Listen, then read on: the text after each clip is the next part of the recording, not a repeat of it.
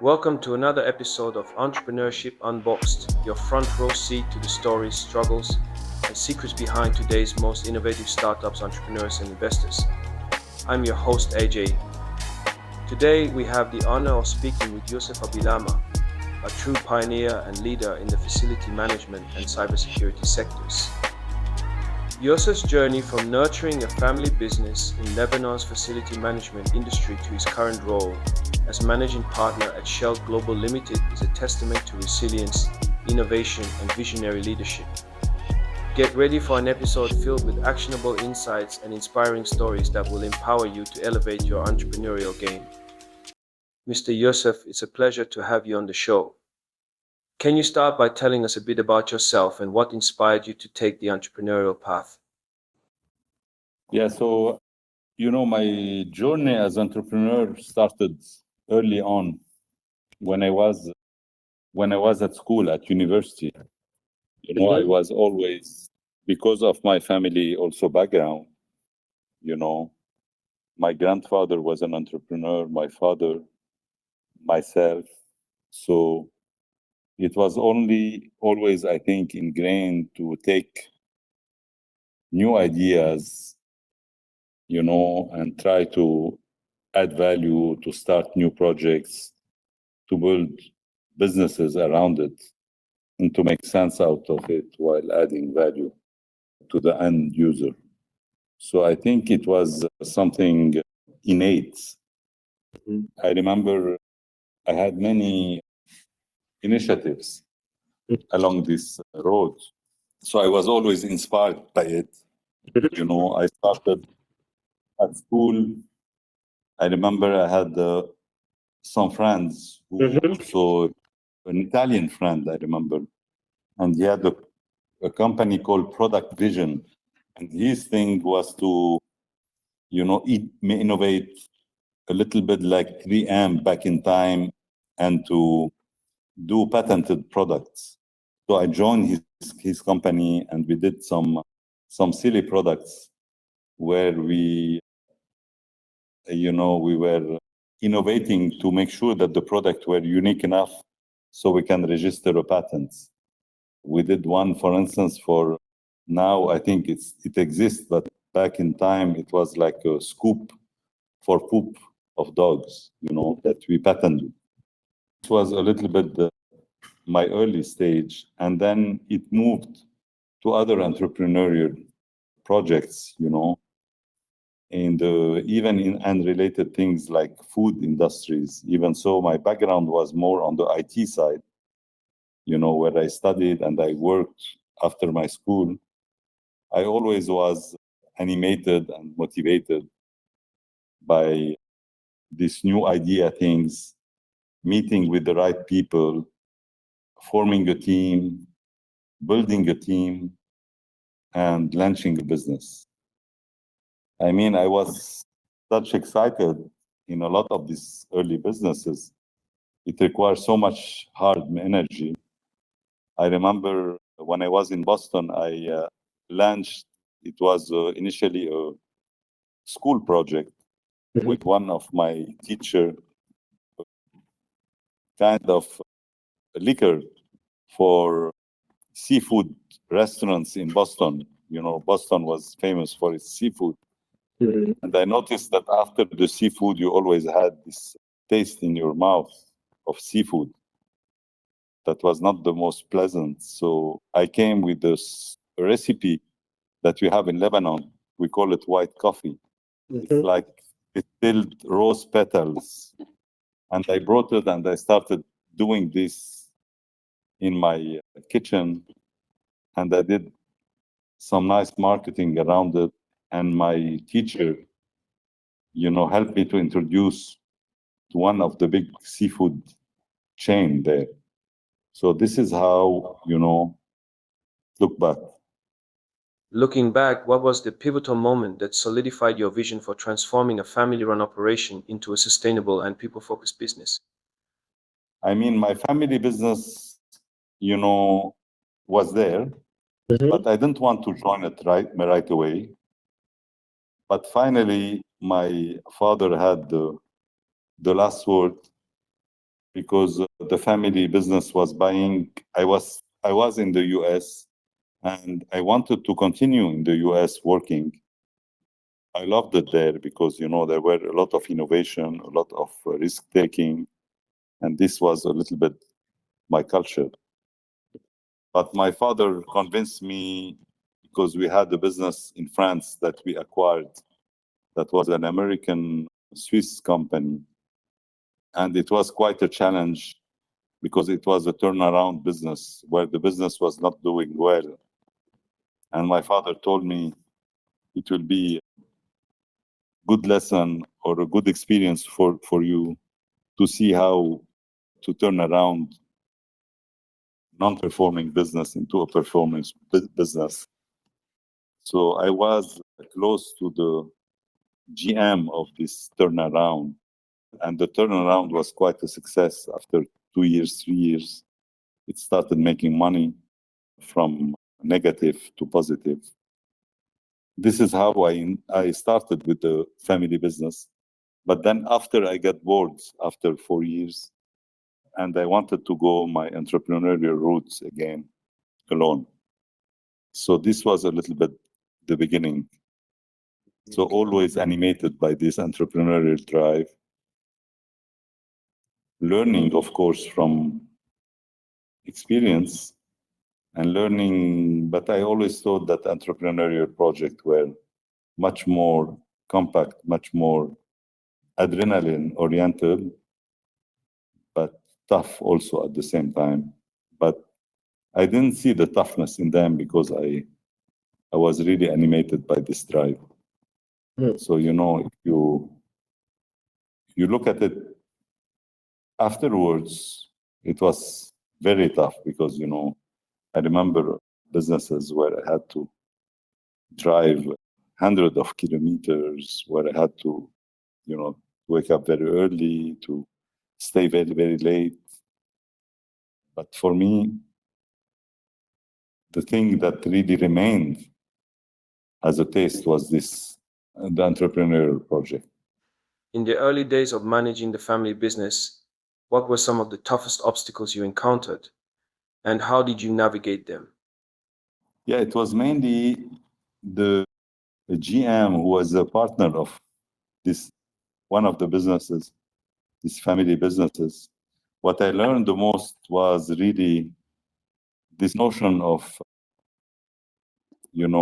staying to the ground and being close to the reality, which were the expenses. For instance, the company we acquired used to have an office in Paris, used to have 2 factories. And the first step that was done was really to cut all these expenses to really the strict minimum, which was 1 factory consolidated without the other offices, without the other factories. So it was really streamlining costs in line with expenses and all that. So it was about discipline, mainly. Discipline of facing the reality and saying, okay, this is what the business can afford. Let's do it. Let's not delay any decision around it. Youssef, the foundation of your entrepreneurial journey began with the family business.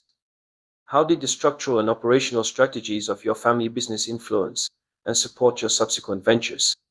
Specifically, in what ways did you leverage the existing resources, networks, and organizational frameworks to capitalize on new business opportunities and drive innovation in your new enterprises? Yeah, I mean, the family business is a family office where we manage the common businesses of the family. But, within our business and because of our entrepreneurial journey, we had a hybrid type of business model, if you can say. I mean, where each of us as member of the family have its own businesses, entrepreneurial and others, using sometimes the family business as shared service. But so the family business was a little bit, if you want, a support for certain shared services like finance, sometime HR, sometime IT, sometime the space. And especially in the first phase of the business, when the business was still a startup, But after the business grew, it has to fly with its own wing. So our mature businesses within the family, usually have their own independence, but also their own setup, because I believe it's better in the sense that you create a culture within the business.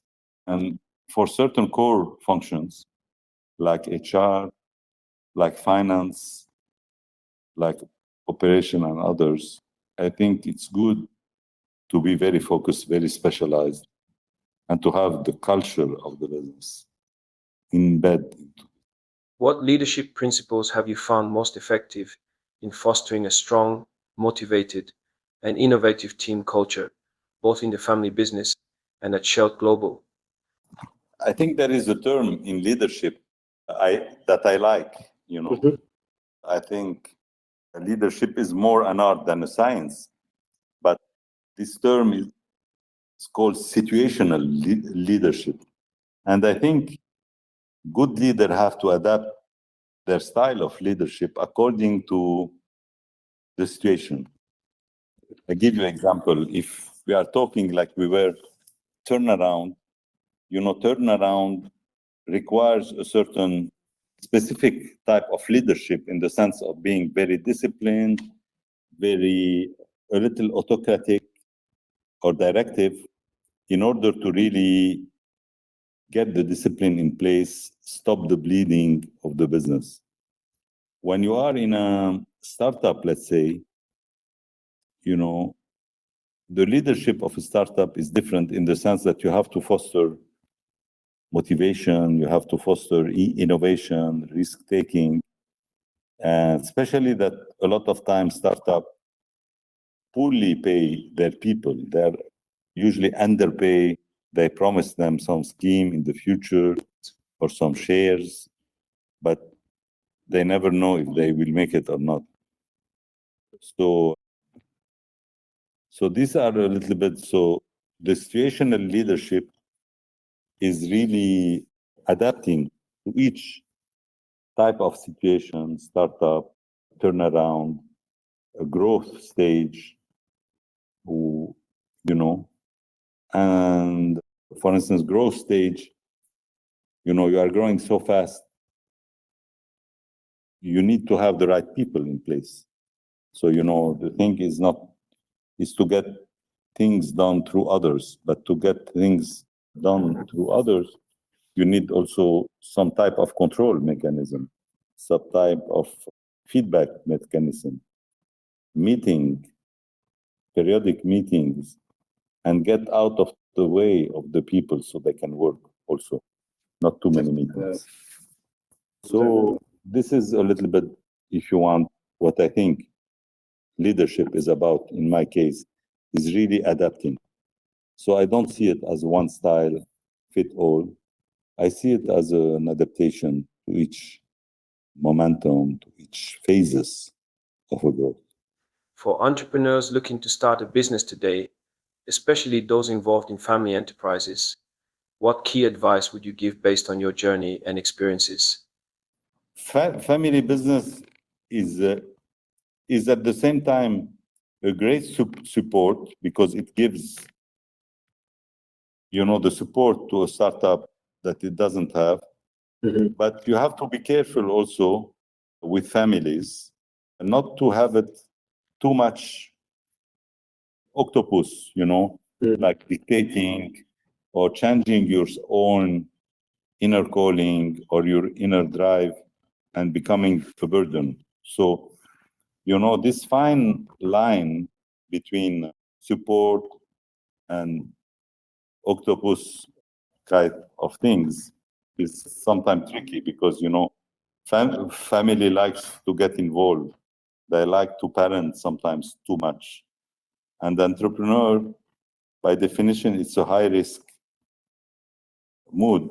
So I think it's good to listen, but not to be, totally sucked, and to integrate the totally the setup, because you need your independence, you need risk taking, and sometimes families don't like too much risk taking. They think long term. They think to preserve the wealth for the future generation. So this is, I think, a dilemma, that you have to be aware of, based from my experience. I mean, I am fortunate to have a family where the founders over the generation were all entrepreneurs, so they understand the risk taking. And being also from Lebanon, Lebanon, has been through a lot of kind of wars and turbulent time. So we have in our mentality, if you want, our gene, and no, nothing is permanent. And you have to be ready to restart, to turn new page, and to rebuild. I mean, I give you an example, a personal example, with my father that had set up a factory, industrial factory of 500 plus person. And during the last phase of the war, it was burned by the war, totally burned, like the factory, and no insurance, of course, and nothing. And I remember my father following the first days. After that, he was totally depressed. But like 1 month after that, he overcome it, and he was, talking about rebuilding, about restarting, about new projects, etc.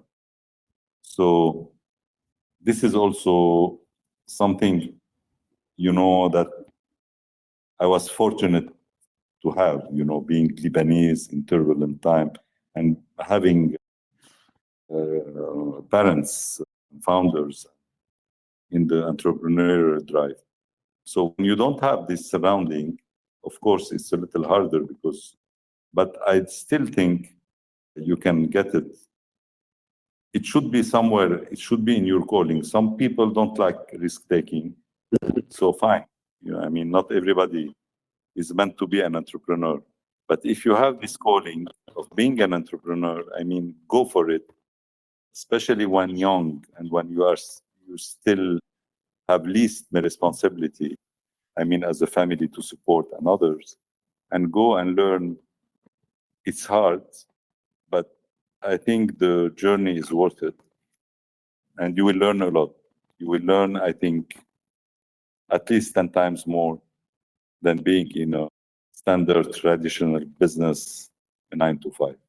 What are the emerging trends in facility management and cybersecurity that excite you the most, and how are you preparing to leverage these opportunities? I mean, the technology is everywhere. You have to embrace it. Yeah. The one that impacted us the most, that we embraced early on, was the mobility, because facility management is about decentralized type of management, because you have different buildings, sometimes, like we have banks with different branches all over the place. So the thing is how you control and you manage with the distance teams, remote teams, or remote subcontractors, or remote communication with the customers. And this is what the new technology has brought to us. You have to always keep in touch and update yourself. Mr. Youssef, as we witness the rapid evolution of AI in the cybersecurity landscape, what emerging trends do you find most exciting? How do you envision these advancements reshaping the industry? And what strategic steps are you taking to harness these opportunities and stay at the forefront of innovation? I mean, it's going fast already. AI has been used for many years in cybersecurity because we manage big data. We manage logs, events, and we have to make of sense out of it on mega data and big data. So what's impacting now, I mean, the AI was already in the space. What's moving now is that it's going much more rapidly than before.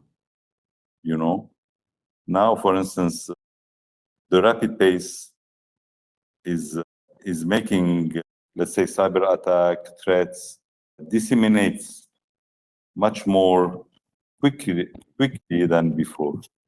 So this is the main difference, I would say.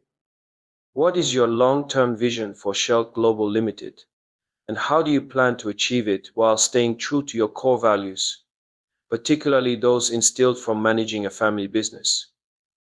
I mean, like in any type of startup, even so Shelf is 6 years old, it's always think big and implement small. Small, I mean, something that you can really digest. So this is what we are doing is, this is a famous quote about how you eat an elephant one piece at a time, Definitely. So you have to eat the big dreams have to be eaten one piece at a time. So now we are growing organically quite well in Africa on one hand. So I think we are now very well established and the main player in West Africa. So now we are moving to more the Gulf area where we entered through Saudi, KSA, which is a potentially big market. Yes. So we want really to understand first the market in order to grow it. This is what we have been doing for the last 3-4 months. So our entry is recent.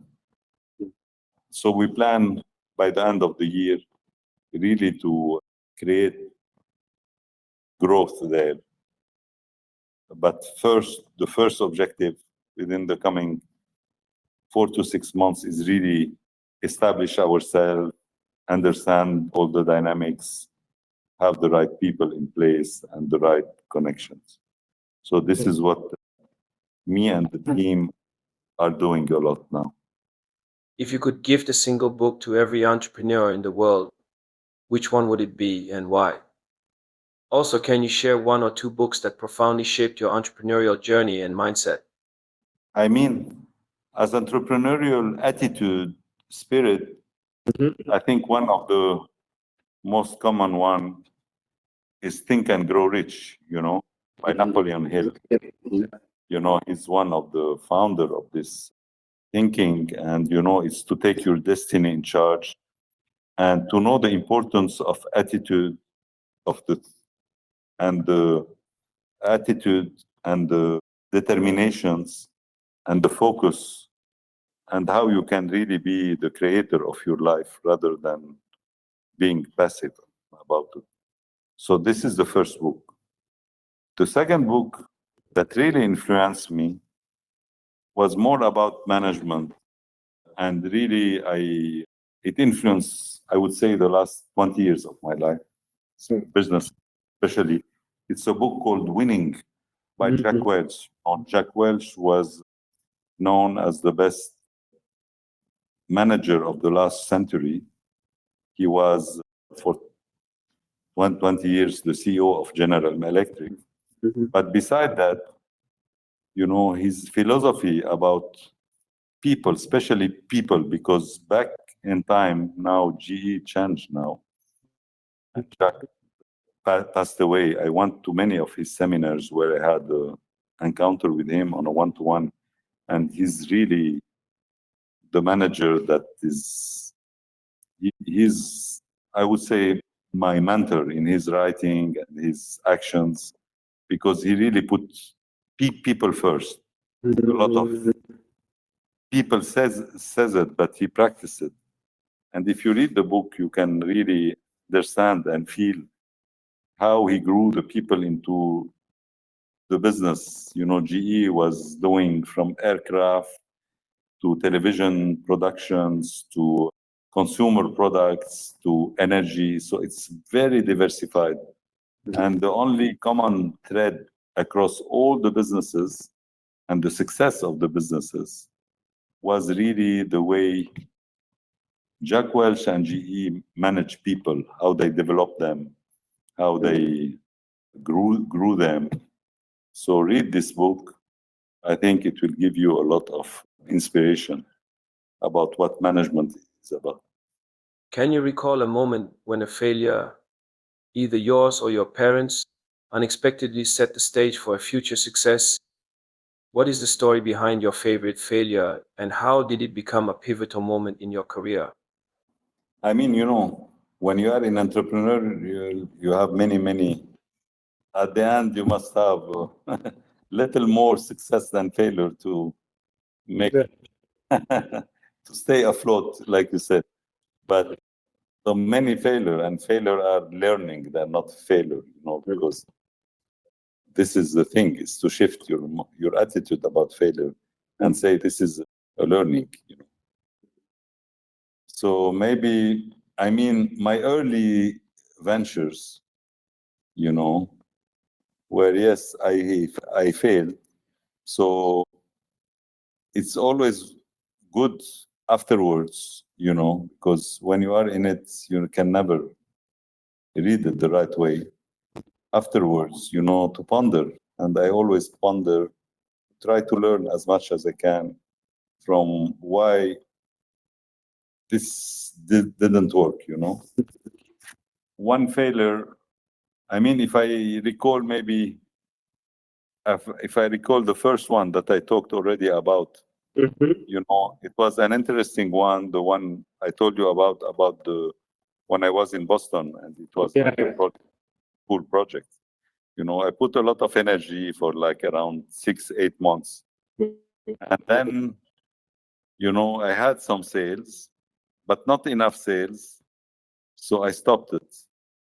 So if I consider this as a failure, what happened there? I mean, I ask myself, could I have turned it into a multi-million-dollar business or billion-dollar business? Like for instance, I don't know, Red Bull has turned a drink that he was outside the drink business, and he created a new concept. It was energy drink, and he's dominating now his category. Could I have done something like this? Probably, maybe my value propositions, what I ask myself, was not strong enough, to dominate, and maybe also my faith and my perseverance was not strong enough to it.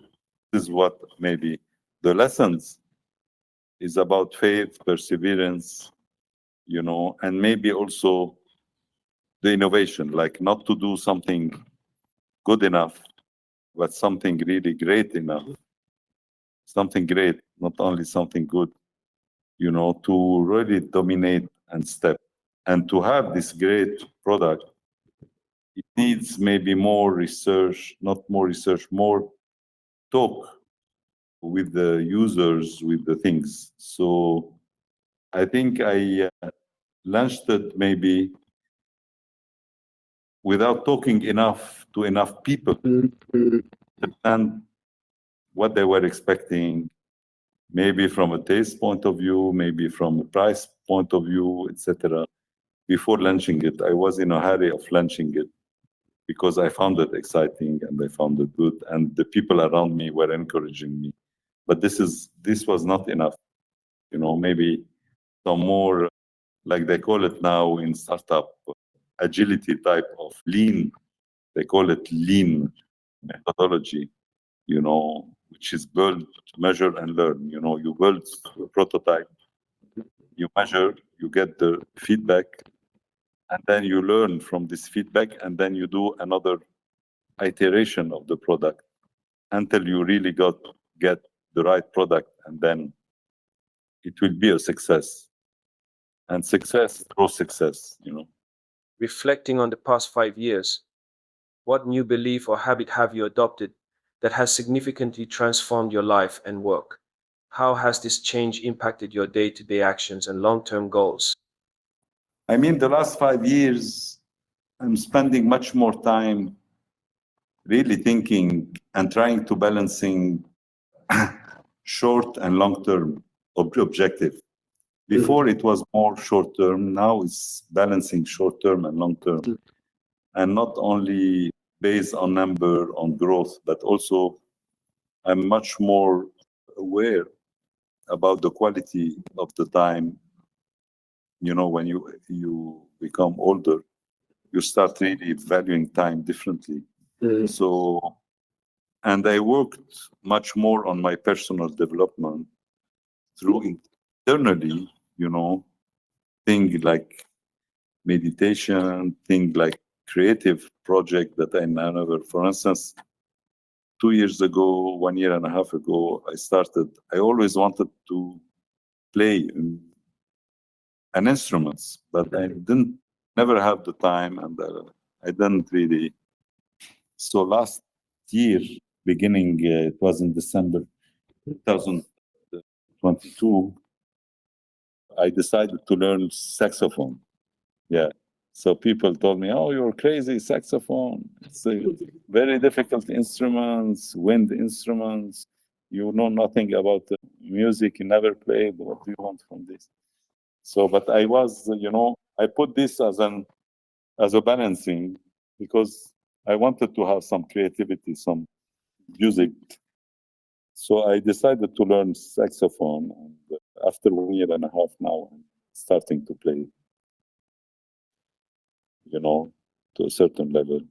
So that's the kind of things also you put in balance, you know, not only work, things around work and things around career, but you know, you try also to balance your life, because I think, you know, in this famous book, the 7 Habits of Successful People by Covey, you know, he tells about one of the principles important is to, you know, about the saw, that when you want to saw woods, you have to take care of your tool and keeping it sharp. You can always you can use your tool and try to cut woods, and then your tool becomes dull and you don't maintain it, and then you or you can stop, pause, and you know, take care of your so you can be better productive, better efficient. So, you know, balancing in your life other type of project, not only work project, I think give you also this enjoyment, this focus, even that have impact on your life, you know. Imagine you have the chance to put up a billboard in the heart of Times Square with a message for millions to see. What would your message be, and what do you hope people take away from it? Yeah, I think, you know, in everything we do in life, the one everything we do is driven by one thing we all want, that is happiness, right? We all, whatever you do in your work, why you work to make money. Maybe everybody has, of course, different objective. Let's say to make money. Why you want to make money is to afford your to buy things. Why you want to afford buy things?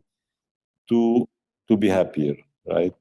Why you want to do this? Why you travel? Why you do to be happy? To be happy. So everybody, I think, today is focused on things to make him happy. You know, from the outside, this is good. It's okay for me, but the real lessons is that happiness comes from within. You have first to start being happy within yourself. What I mean here is really I mean, working on yourself, to be still, to be focused, to be in alignment with what you want in life. You know? All these are things that you have to fix inside in order to create happiness, rather than going outside to bring them. So on my billboard on Times Square, I would put happiness come from within. Sometimes the smallest investments make the biggest impact. What purchase of $100 or less in the last 6 months has had a surprisingly positive effect on your life, and why?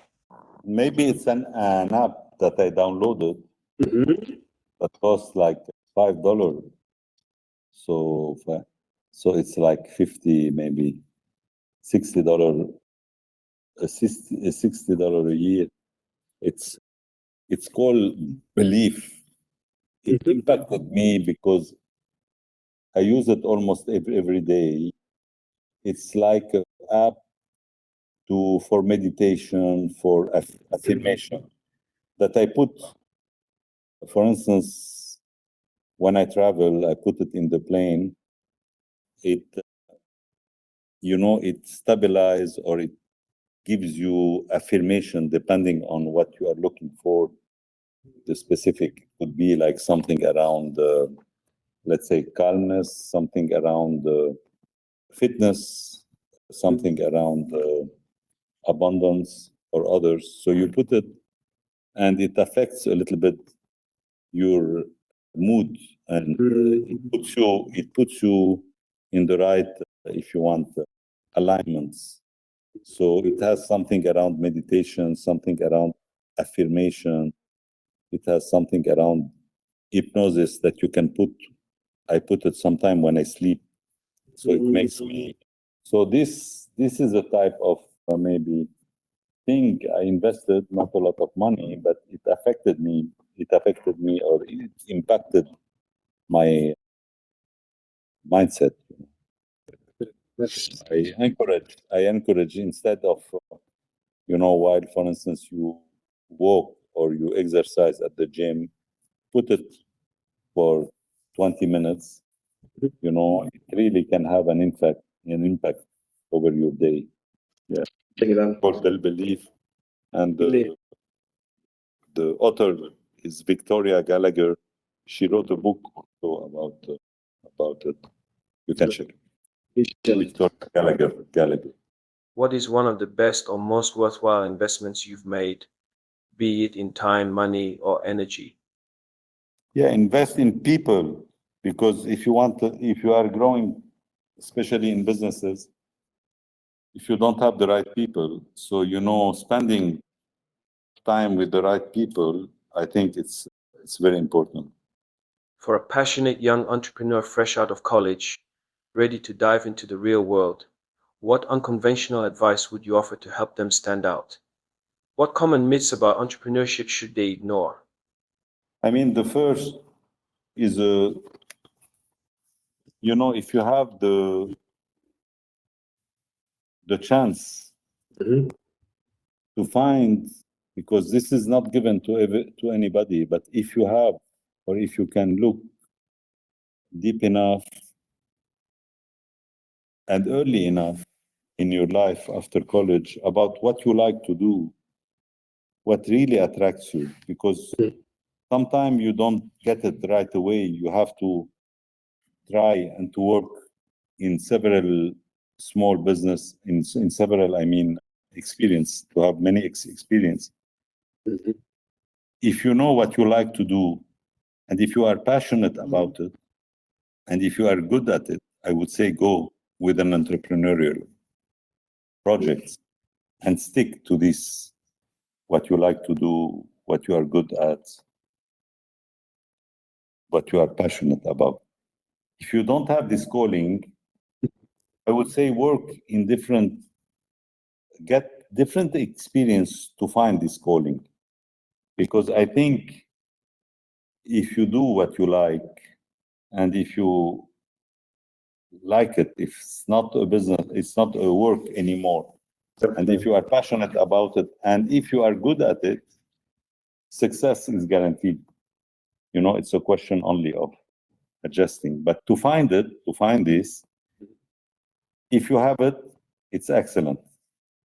If you don't have it, then I would suggest to gain experience through anything, It could be small jobs, it could be some jobs, companies that maybe can hire you only to get to know yourself better through interacting with people. So don't see the job as the final job.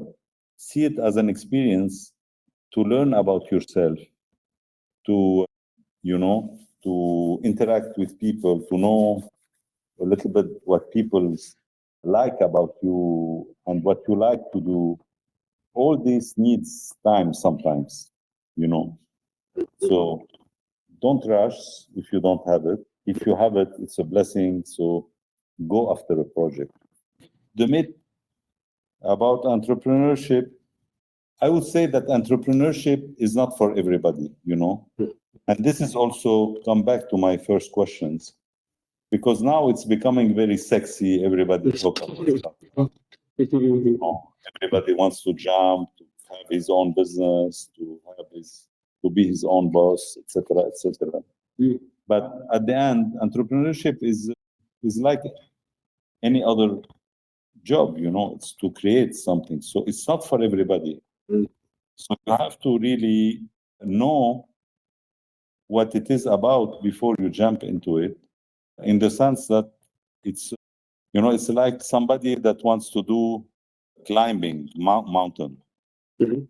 Some people are really, they love it, they want to learn about it. They know that it's risky, that it's not easy, but still they want to learn about it, and they register in lessons, and they go and they start climbing some small hills, some big hills, some big mountains, But some people, don't do it because it's fashionable, and because, you have to understand what it is first. Entrepreneurship is a high risk. It's hard work. But if you like it, if you like this high risk type of projects, etc., then do it for sure. But know yourself. So it comes back to my two advice I gave before and this one. Know yourself before you do the big jump. What bad recommendations do you hear in your professional area of expertise that you believe entrepreneurs should be wary of? I mean, now with social media and all the, over communication, everybody, reads about Steve Jobs, about Bezos, about all these people that really made it very big. And they think that, entrepreneur is easy. It's done overnight. Right. It's done overnight, or, success. But people forget that all these people, from Jeff Bezos to, they really had many, many, many failures. And they grinded out for 10 years, 15 years, 20 years sometimes before it appears as an overnight success. So don't be, too blurred by what they tell you, everybody. NVIDIA, the guy of NVIDIA, for instance, he was for 30 years working in the company before it became, because, so, you say all the entrepreneurs, they have done a lot of hard work before they became the success that you read about in the news, In the last 5 years, what have you become better at saying no to? And how has that improved your work-life balance? Yeah, maybe, managing your emotions, is something that is tough, your and how it doesn't get into you too much, invade you too much. So managing your emotion maybe, through many things is one, yeah.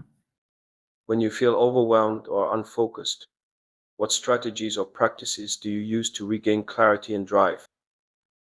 Depending on the situations, sometimes, but mainly it's stop, pause, silence yourself. Thank you for joining us on this episode of Entrepreneurship Unboxed. Youssef Abillama's journey from nurturing a family business in Lebanon and France's facility management industry to becoming a global leader at SHELT Global Limited is nothing short of inspiring. His insights on resilience, innovation, and people-centered leadership are invaluable for anyone looking to make a lasting impact in their field. Stay tuned for more episodes where we continue to uncover the real stories behind entrepreneurial success. If you found value in today's conversation, be sure to subscribe, rate, and leave a review. Share this episode with fellow entrepreneurs who are ready to unbox their potential. Until next time, stay driven, stay inspired, and keep unboxing your true entrepreneurial spirit. I'm Aliou Jarne, signing off.